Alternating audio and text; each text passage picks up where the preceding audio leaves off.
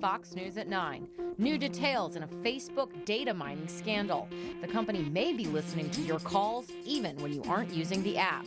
Plus, the reason Uber is halting all testing for autonomous vehicles. But first, a string of bomb threats at Legacy High School could be coming from overseas. This is West Dakota Fox News at 9 with Molly Martinez and meteorologist Henry Blakes. Your first news of the night starts right now on West Dakota Fox News at 9. Good evening, I'm Molly Martinez.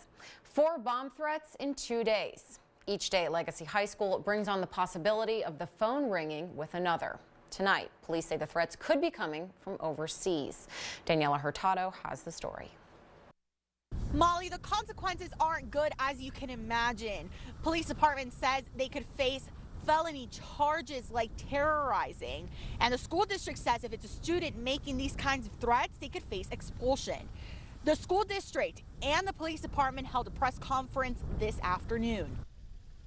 The last few days have been far from a usual school day at Legacy High School. A little bit of fear going through. Everybody knows our safe zone. It could be a threat. Bismarck Public Schools released a statement Tuesday saying the caller of the third bomb threat sounded younger. Is this still the same initial caller? Is this a copycat situation now, which is very common in these types of things? Other people think this is funny, which it's not. It's very serious. Serious enough to land you in jail for a minimum of 5 years on a terrorizing charge.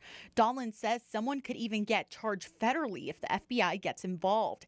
As for the safety site, we have some alternate sites as well. Part of it is weather dependent. We have another site that's a lot farther away that we could use. We have some other measures that we've talked about. Donlan says the department will not rest until they locate who is involved in these situations. Police say the school decided to randomly search students at the high school this morning, and Johnson from the school district says they even searched guests visiting campus in order to be proactive.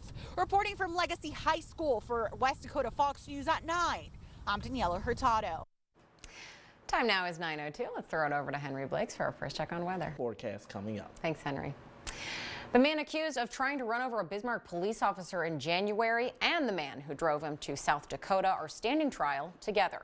Ulysses Villalobos and Juan Nunez will be in federal court May 1st. State charges were dropped earlier this month so that they could face federal charges linking them to drug trafficking with a California street gang.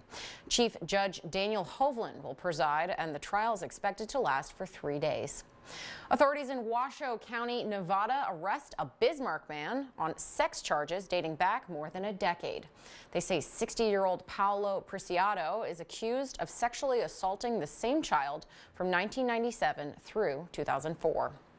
Authorities say the superintendent of Bowman County School District is charged with possession of marijuana and allowing teenagers to smoke it at his house. They say David Mahone is accused of child endangerment. Crews are cleaning up after 4 train cars derailed and several others tipped over last night near Oaks in southeastern North Dakota. They were filled with corn. Authorities say the spring thaw may have created soft spots, which may have allowed the wheels to fall off in between the rails. Cleanup is expected to be completed by tomorrow. In the capital, Governor Doug Burgum says in order to reinvent government as he envisions, everyone will need to be on the same page ahead of the next budget cycle. Burgum says he wants all 3 branches to find efficiencies to save money and provide better services because rainy days could be on the horizon. Revenue is at least on forecast, but that's only part of the story, because if our revenue is on forecast, we're still going to be missing, if you will, some of the savings accounts that we had to drain last time. And so without those savings accounts, it's going to put pressure on the budgets. Burgum says he's waiting for feedback from other agencies about whether to continue to hold meetings like today's. The state won't need to cut if we see another oil boom. 2017 was an up and down year for agriculture and oil markets, but the state ended the year with more taxable sales revenue than 2016. Andrew Horn shows us while it's a big picture win, the devil's in the details. Are you buying the gift card? Yeah, okay. Brooke Leno opened her business out of town in Dickinson 6 years ago. She opened another location in Bismarck, one that she says is thriving. All right. You know, whether it's been even or above last year, we're definitely seeing it not decreasing. So that's, for us, it's good. Across the state, retail revenue had a slight decrease, about 1.6% from 2016 to 2017. But a 52% increase in taxable oil revenue and 11% increase in wholesale trade made up more than the difference. Our number one tax type in North Dakota, as far as the general fund is concerned, is sales tax. Rauschenberger is encouraged by the news, but shared that the sporadic nature of increases and decreases is unusual. What we saw in 2017 was overall we had an increase in taxable sales and purchases, but what was unique about the year is we saw increases in the west but declines in the middle part of the state and in the eastern part of the state. Kirkwood Mall General Manager Jennifer Wilson says while commodity markets are hard to predict, retail is using the momentum from Q4 to start 2018 strong.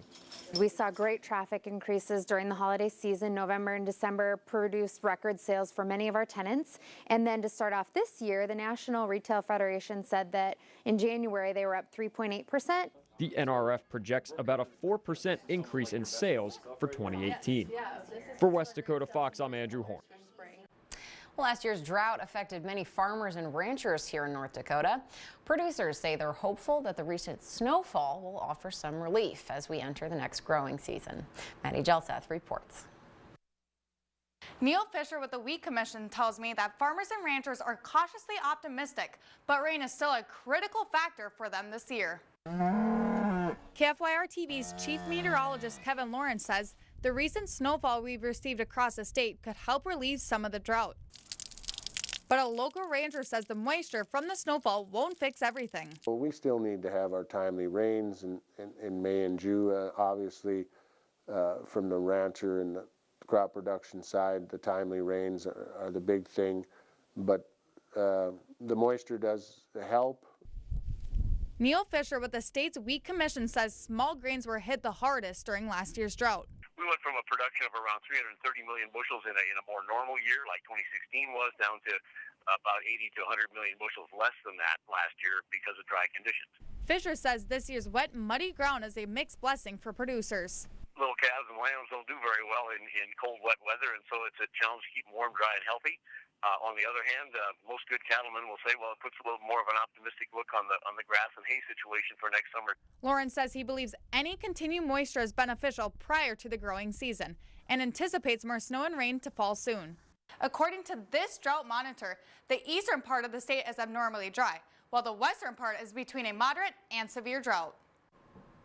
The Bismarck Police Department handed out awards to both officers and citizens today. The ceremony honored officers for distinguished service and life-saving efforts. They also awarded the Sworn and Citizen Employees of the Year. Several others were honored, including Ricky Anderson, who won the Meritorious Citizen Award. We as civilians, if we don't assist our law enforcement, they're going to fail. They need that assistance. They need us to let them know this is happening, it's happening. 6 other civilians were also given a certificate of appreciation. They were recognized for calling in emergencies, following up on those in need, and preventing suicides. Well, it's one of the concerning signs of spring. An ice jam is forming on the Yellowstone River in McKenzie County. It has the potential to force some ranchers to move their cattle to higher ground. There's also a report of some minor flooding near Sidney, Montana. And the state health department says an emulsion spill in Bowman County Monday reached a creek. Denbury onshore reported a flow line spill, about 10 barrels of produced water and 2 barrels of oil 8 miles southwest of Rame. A small portion of that impacted Spring Creek. Anchor Molly Martinez gives Western North Dakota its first look at local news on West Dakota Fox News at 9. Everything you want to know before the end of the night. Your regional and national wrap-up, the latest medical and consumer news. Meteorologist Henry Blakes gives you what you want to know about the weather outside your door and beyond, with forecasts you can depend on. Watch Molly and Henry weeknights at 9 on West Dakota Fox News at 9. A huge scare at a Wisconsin airport yesterday after security discovered a live grenade inside some luggage. This is in Mossany. The entire airport had to close while authorities investigated. Thankfully, the explosive carry-on appeared to be a case of poor judgment rather than something nefarious. The passenger told authorities that his son, a service member, had put the grenade in with some other items as a memento. One person is dead after a house explosion in Lubbock, Texas. Emergency crews rushed to the scene of the 2-alarm fire just south of the Texas Tech campus late last night. Witnesses who live near the home claim they heard a loud explosion before the ensuing fire. One person was pronounced dead at the scene, and 3 others were taken to a local hospital with serious injuries. Another house fire to tell you about, this time in Phoenix, Arizona. Only this one ends in an officer-involved shooting. It happened around 5 this morning when firefighters and police arrived on scene. They say a man with a gun and a knife came after them. It's unclear what happened next. Phoenix police say the responding officers ended up shooting the suspect. He was later rushed to a local trauma center and is now in custody. Also in Phoenix, a hot air balloon crashes into a field north of town. No injuries were reported, but police say a fire did break out in the balloon's basket. The flames quickly sparking a small brush fire, which firefighters have since put out. An investigation into the crash is ongoing. And a massive sinkhole is carving out part of the road in Seminole County, Florida. The roadway surrounding the hole has been narrowed down to 1 lane, and officials from private water utilities are assessing the situation. Government officials say they're working to reopen the road as quickly as possible. Down under, a cyclone leads to heavy flooding and washed out highways. This is in Cairns, Australia. You can see boats cruising along what's usually a busy road. Police issuing an emergency alert for local residents as more rainfall is expected to move north over the coming days. Weather estimates show Cairns got more than 10 inches of rain. From boats to cars, Uber is putting the brakes on its driverless car testing in California. They temporarily suspended the testing after a woman was killed by an autonomous Uber in Arizona. Uber says it will not renew its permit in California to test vehicles for the foreseeable future. Actor Corey Feldman is recovering tonight after what he says is an attempted murder. The actor writing he was attacked last night when a man opened his car door and stabbed him with something. He reported the incident to the LAPD, who say they didn't find any lacerations on Feldman's body, adding Feldman could not provide the LAPD with a description of his attacker or the weapon. In health news, researchers at Scripps University Institute say weed may be a helpful tool in overcoming alcohol addiction.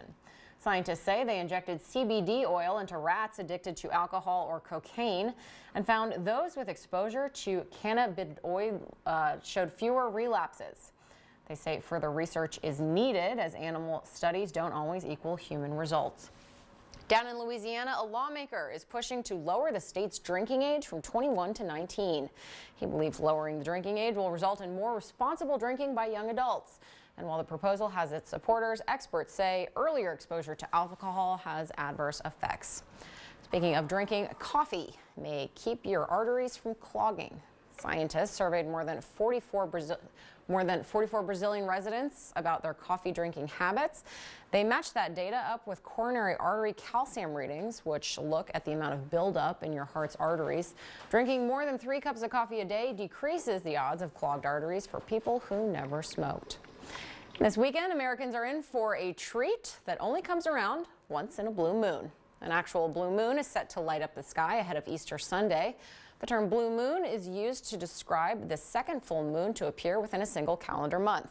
This weekend's blue moon will reach peak fullness at about 8:37 Eastern Time on Saturday morning.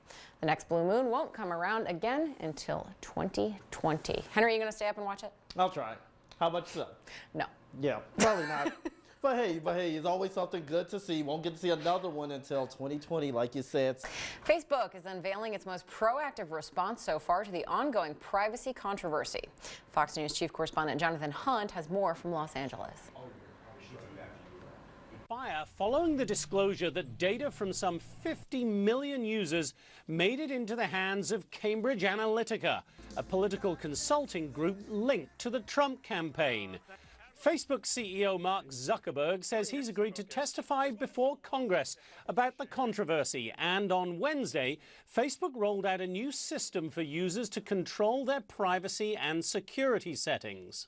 They were told that they had to have what is known in the legal trade as informed consent. They had to make it really obvious, and they did not do that. The system will be introduced gradually over the coming weeks. It doesn't change Facebook's privacy policy, but it does allow people to change their settings from one place, rather than going through 20 separate sections across the platform.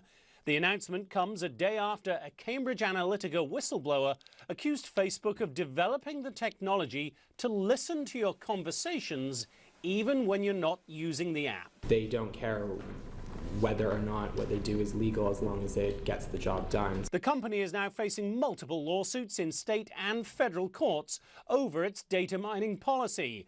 And if they don't come up with a credible defense, the penalties could start adding up. That could run into billions of dollars if they lose all of these. It's still not clear when Zuckerberg will testify before Congress, but the House Energy and Commerce Committee says it plans to hold a hearing in the coming weeks. In Los Angeles, Jonathan Hunt, Fox News. The country's largest music retailer is falling flat. Guitar Center is more than $1 billion in debt. The outlook for guitar sales has fallen on the charts when it comes to what kids are into. Guitar retailers say the instruments are collecting dust as other music genres gain popularity. Henry, this is terrible news for our band. Yeah, most definitely. Things change, but eventually it'll change for the better. For the time being, we are talking about a slight chance of snow overnight for some viewers. Not everyone, but not expecting accumulation. We'll start out in the morning in the 20s. Wind remains light. That is good news, but there will be another round of snow coming in tomorrow, late tomorrow afternoon and evening across Montana and far west North Dakota. Then 60% chance of accumulating snow for your Good Friday and cold over the holiday weekend. Good Friday is a cold Friday. We'll see you tomorrow.